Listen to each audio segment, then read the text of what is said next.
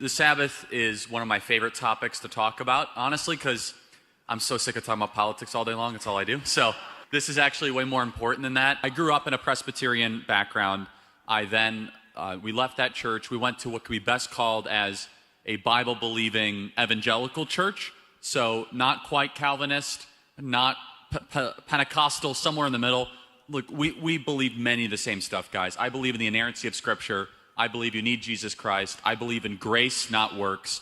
I believe that there is heaven awaiting us. I believe in an afterlife. I believe in a God that created the heavens and the earth.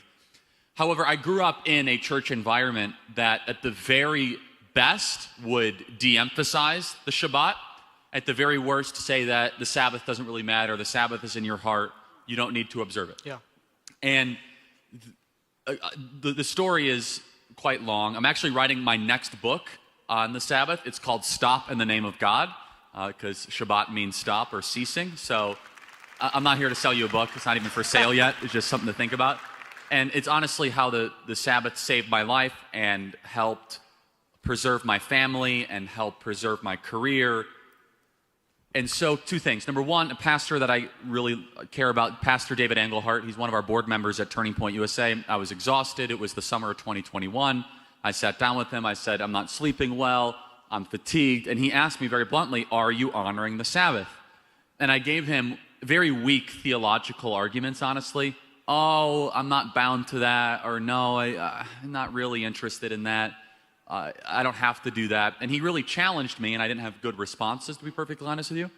And pairing that with my very good friend, who is Jewish, who right now is going through a very difficult health trial, Dennis Prager, who I believe is the premier Toráh teacher of this generation. He's amazing. He's a phenomenal mind. And if you don't know Dennis Prager, on the Sabbath, you guys would really appreciate Dennis Prager, because he has brought the teachings of the Sabbath to more millions of people than almost anybody alive, and I hope to carry that tradition.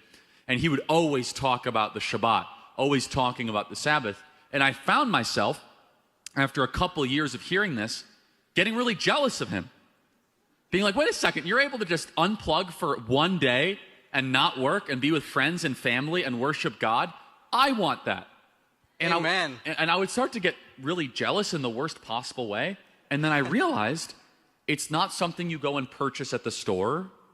It's not something that you have to take out a loan for. It's simply the prioritization of the question of who's in charge. It's that simple. And if you believe God is in charge, and if you believe Genesis 1:1, because the Shabbat is a question of whether or not you believe Genesis 1:1, and if you believe Genesis 1:1, then you honor the Sabbath.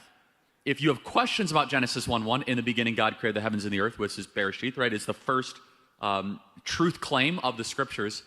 Then on the seventh day you rest because God created the heavens and the earth. It is the longest standing celebration of time of the creation of the heavens and the earth. And so that realization changed my life. I could talk about this from many different dimensions, what it's meant for me personally, what it means on the macro. I also go to churches across the country. I speak at hundreds of churches of all different denominations. And I will challenge the Christian church, because I believe this is the most ignored commandment of the Decalogue to our own detriment. And I will go a step further, and then I'll stop talking because I know we have a whole program. No, it's fine. Which is that I believe that honoring the Sabbath is the commandment that allows you to honor the other 9 commandments, and that the enemy has gone after the honoring the Sabbath because then it is easier to weaken the other 9. And I'll prove it to you. If you're honoring the Sabbath, it's definitionally easier to honor your mother and father because you're not working that day and you're with family. If you're honoring the Sabbath, it's easier not to covet your neighbor's wife because you're not around your neighbor's wife, you're with your family. And you're filled with gratitude that day. When you're honoring the Sabbath, it's easier to have no other gods before God because that day is built in time as a temple, as a sanctuary, to put God first, to not have idols, to not take the Lord's name in vain. The other 9 commandments are made easier, are made more accessible for our broken, fleshly, depraved nature if we prioritize the Shabbat.